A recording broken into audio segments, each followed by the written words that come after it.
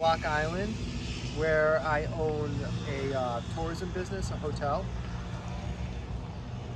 Do you remember the time many years ago, the moment that you first came across the Chinese Communist Party and the things that they're doing? Do you remember that moment? I don't remember the first time.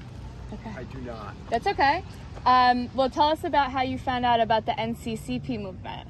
I don't remember the first time I heard about it, but I participate in a blog and a chat group.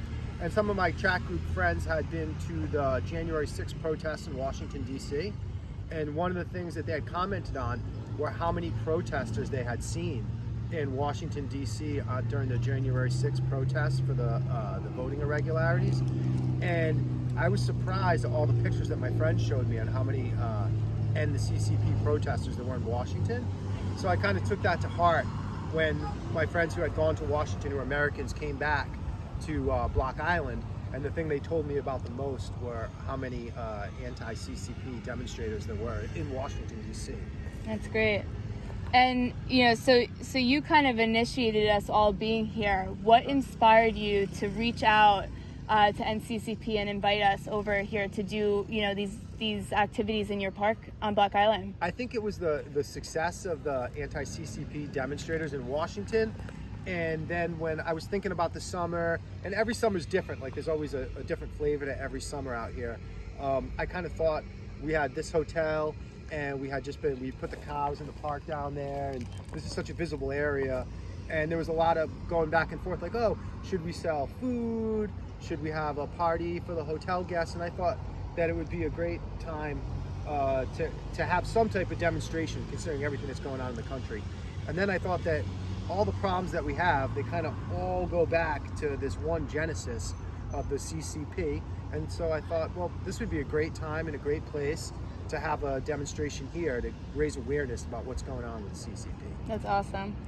So in your opinion, in your perspective, what is the biggest danger of communism, the ideology of communism continuing to spread more than it already has? And what sticks out to you in particular that is the most heinous thing that the CCP is currently doing right now? To me, it seems that communism, it's almost like a psychological disease that was implemented and propagated in the limited history that I've read to accomplish certain political ends. And I think that the powers that be have used this psychological disease of communism to gather power for themselves. Yeah, and out of all the things that the CCP is currently doing to its people, to the world, does anything stick out to you that is the most heinous or horrific that they're doing? I think the most heinous and horrific thing that anyone can do to another person is to take away their own personal bodily sovereignty.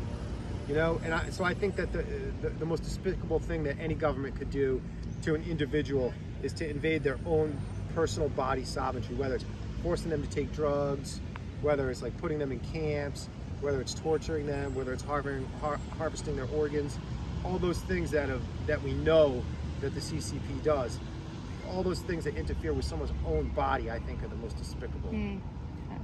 So what do you have to say to the people who don't know what the CCP is, do not know what their true intentions are and what communism is all about? What would you say to them? I would say to them that they should really they have to do their own research and figure out like what resonates with them.